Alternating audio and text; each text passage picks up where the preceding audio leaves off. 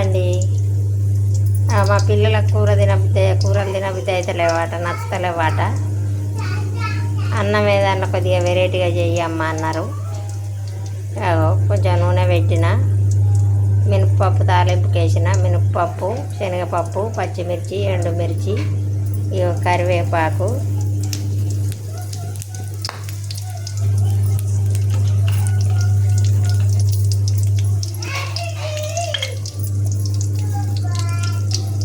కొంచెం ఆవాలు, జీలకర్ర అంతా కలిపి ఉన్నది తాలింపుకి వేసిన.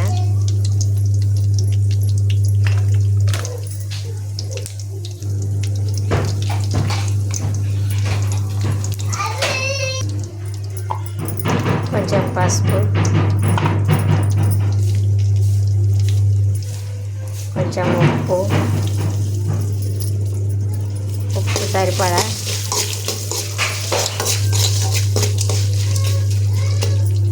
దా దా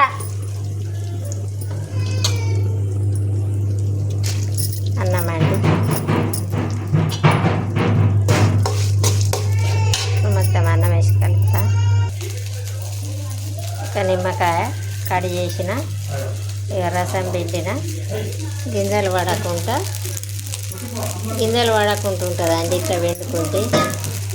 అందుకని ఒక గిన్నెలో వండుకొని గింజలు ఆగిపోతాయి, అలా పడితే చేదొస్తాయి కదా. అందుకని ఫస్ట్ ఒక గిన్నెలో పోసుకోవాలి. ఏ దానికైనా కూడా పిండుకుంటే గిన్నెలో పోసుకోవాలి.